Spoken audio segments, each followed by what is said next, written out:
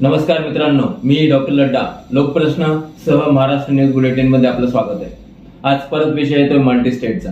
काय करता, माहितीच तेवढी येते सगळी आणि सगळी जी बनवाबनवी आहे ना, ती बनवाबनवी बघून मनाला त्रास होतोय, वेदना होत आहेत।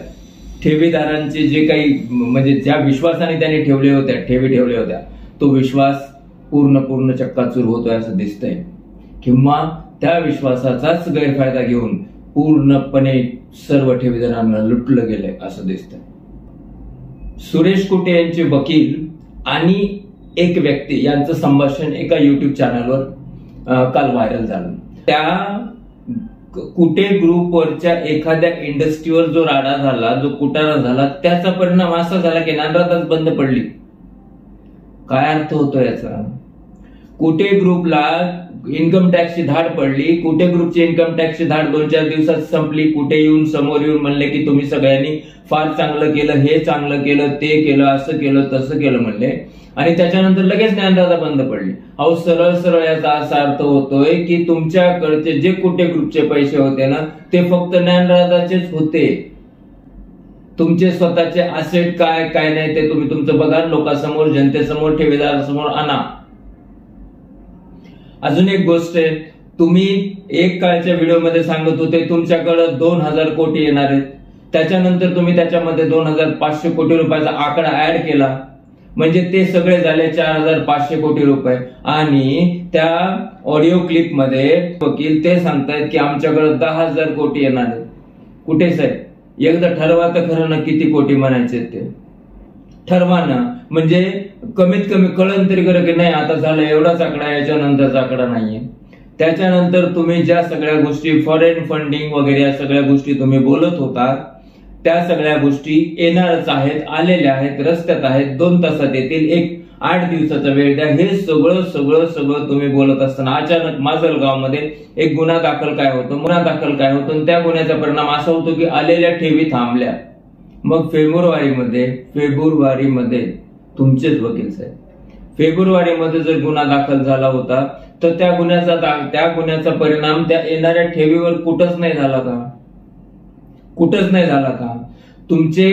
तुमच्यातर्फे कोर्टामध्ये सगळे डॉक्युमेंट सादर करण्यात आलेले आहेत आणि आरबीआय सांगते की आलेल्या ठेवी ह्या बँकेचं देणं अगोदर करा, नंतर वापरा। आता हे तुम्ही म्हणताय, आणि याच्या अगोदर तुम्ही सतत म्हणत होता की ठेवी आल्या की लगेच काय ते कोड येईल, मेसेज येईल, हे येईल, एका तासाला 15 मिनिटाला ताबडतोब तुम्हाला संदेश मिळतील। कुणाला मिळतील हे त्यावेळेस पण आम्ही तुम्हाला विचारलं होतं, आता पण विचारतोय।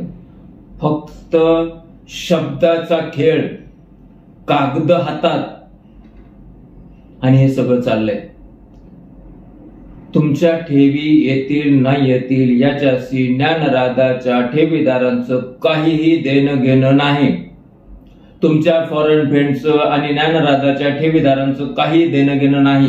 तुमच्या कुटे ग्रुपचं आणि ज्ञानराजाच्या ठेवीदारांचं काही देणं घेणं नाही। तिथं तुम्हाला लॉस झाला, फायदा झाला, हे तुम्ही तुमचं बघायचं। ज्ञानराजांच्या ठेवीदारांचे पैसे हे तुम्ही जसे घेतलेत तसे तुम्ही परत द्यायचे। याच्यासाठी आता हे तुमचं फॉरेनचा झमला हे सगळं बंद करून ना पोलीस प्रशासनाने या गोष्टीचा अभ्यास करायला पाहिजे की नाही, आता सुरेश कुटेची मालमत्ता, अर्चना कुटेची मालमत्ता, आर्यन कुटेची मालमत्ता, गेमचं काय एवढं मोठं पुण्याला काय कोटीवर, तुमच्या सगळ्या गोष्टीच कोटीवर, कारण त्या लोकांनी ठेवलेल्या पैशाच्या कोटी होत्या। या सगळ्या गोष्टीचा अभ्यास केला पाहिजे की तुमच्या किती प्रॉपर्टीज आहेत, त्या प्रॉपर्टीचा तुमचं वकील साहेब तर त्या व्हायरल कॉल मध्ये म्हणतोय की मी आता जमिनी तुमच्या नावाने करून देतो, आहे का कोणी तयार? अहो साहेब, कोणत्या जमिनी तुम्ही नावावर करणार आहेत? मला एखादा तरी जमिनीचा 7/12 प्लॉटचा काय तो 7/12 दाखवा ना, त्याच्यावर लोन नाहीये। कोणत्या जमिनी तुम्ही नावावर करणार आहेत? असे काही बगैर लोनचे क्लिअर टायटल प्रॉपर्टीज आहेत काही ज्या की तुम्ही ठेवीदाराच्या नावावर करायला चाललात? विषय तो नाहीच आहे। सुरेश कुटेंची प्रॉपर्टी आहे होती, विकली, नाही विकली, या सगळ्या गोष्टी समोर येणं जरुरी आहे. सुरेश कुटेंनी ज्ञानराधाच्या पैशातून कुटे ग्रुपमध्ये जो पैसा वापरला तो समोर येणं जरुरी आहे. सुरेश कुटेंनी ज्ञानराधाच्या पैशातून अर्चना कुटे, आर्यन कुटे, आणखीन त्याचे सगळे नातेवाईक यांच्या नावाने तर काही प्रॉपर्टी केल्या नाहीत ना, यांना तर काही काय म्हणतात त्याला नफा फायदा मिळून दिला नाही. या सगळ्या गोष्टीचा अभ्यास होणं जरुरी आहे. अजून एक गोष्ट आहे, कुठे आहे यशवंत कुलकर्णी? कुठे आहेत ते? कुठे सुरेश कुठे? तुम्ही जे पोलिसांना सगळे कागदपत्र देणार आहेत, माझ्याकडे सगळ्या गोष्टी आहेत, आरबीआय, आता नवीनच एसबीआय, ऍक्सिस, ह्या सगळ्या गोष्टीचे कागदपत्र तुम्ही पोलिसाला दिलेत की अर्चना कुटे यशवंत कुलकर्णीलाच देऊन ते पळून गेलेत? असं तर काही नाही ना. आता तुम्ही असं तर म्हणणार नाहीत ना, नाही कागदपत्र होते माझ्याकडं, पण त्या धांदलेच्या काळामध्ये मी यांच्याकडे दिले आणि त्यांचा शोध लावा, असं तर होणार नाही. मग हे जर सगळं होणार असेल तर कुठे तुमचे यशवंत कुलकर्णी? पासपोर्ट तर जमा होता, काळेकट सापडला, नाहीतर तो वापरला गेला असता, असं जरी समजलं तरी कुठे आहेत ते? आणि पोलिसांनी त्यांना तपासावं, त्यांना शोधावं, त्यांच्या मुसक्या आवळून घेऊन यावं, कारण यशवंत कुलकर्णी कडून भरपूर काय या केसमध्ये भरपूर काय मिळू शकतं. मग अर्चना कुठे आहेत? अर्चना कुठे याच्या दोषी नाहीयेत का? जर ज्ञानराधाचा पैसा सुरेश कुटे अर्चना कुटेला देत असन आणि तो कुटे ग्रुपसाठी वापरला जात असन तर अर्चना कुटे दोषी नाहीयेत का? मग अर्चना कुटे जर दोषी असतील तर त्यांना पण पोलिसांनी ताब्यात घ्यायला पाहिजे की नाही? तो पोलीस तपासाचा भाग आहे. पण सामान्य ठेवीदारांच्या मनातले प्रश्न जे ते आम्हाला बोलून दाखवतात तेच आम्ही मांडतोय. आता सांगितलं जातंय की फॉरेनचा फंड हा कुटे ग्रुपला येतोय आणि कुटे ग्रुप हा ज्ञानराधाला देणार आहे. कसं काय देणार आहे? काहीतरी असते ना नियम. त्याचं या वाक्याचा संदर्भ जर तुमच्या दुसऱ्या वाक्याशी घेतला की आरबीआय फंड येऊ देत नाही, आरबीआय सांगते अगोदर ज्या काही देणेकरी बँक आहेत त्यांचं नील करा, या दोन्हीचा अर्थ होतोय ना. फंड कोणासाठी येतोय? कुटे ग्रुपसाठी. कुटे ग्रुपने असंख्य बँकाचे लोन घेतलेले, सीसी घेतलेले आहेत.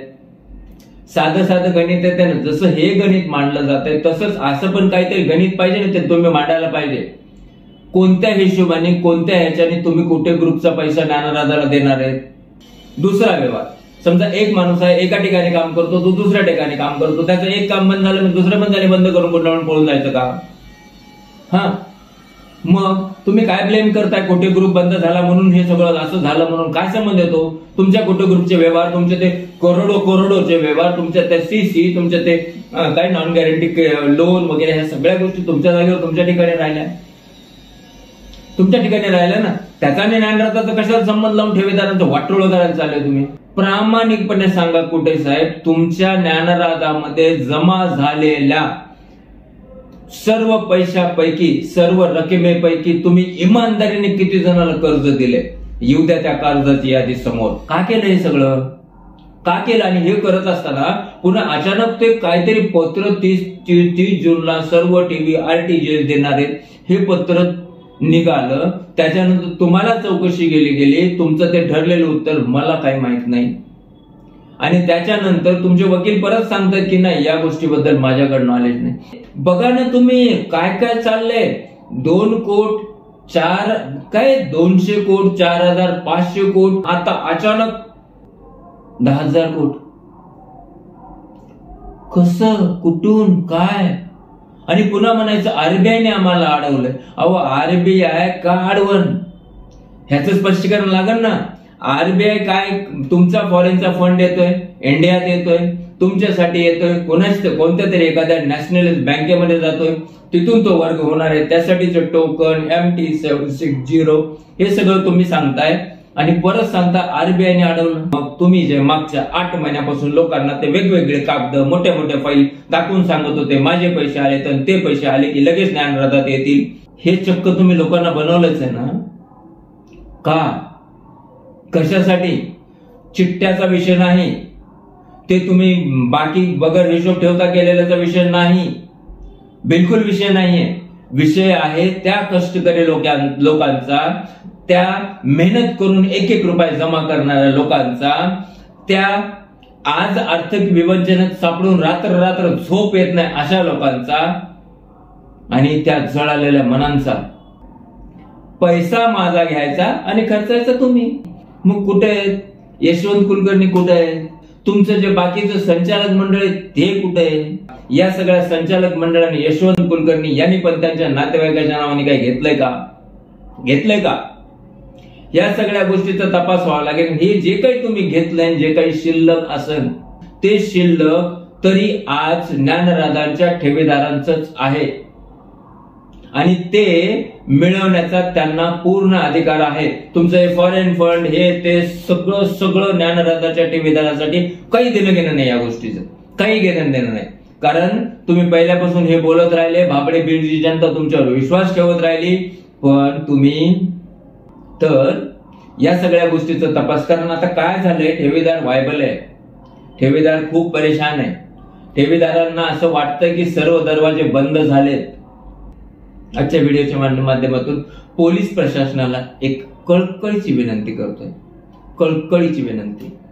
सामान्य जनता, त्रस्त जनता, फार मेहनतीतून एक एक रुपये कमवलेले आणि जमा केलेले ठेवीदार यांच्या भल्यासाठी, पुण्य कमवण्यासाठी पोलीस डिपार्टमेंटचा पण विश्वासघात केलेल्या सुरेश कुटे यांच्याकडनं या सगळ्या गोष्टी कणखर आणि परखड वधवून घ्या.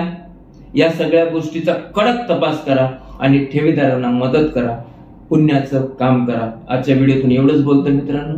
नंतरचा व्हिडिओ घेऊन परत आपण भेटूया. धन्यवाद.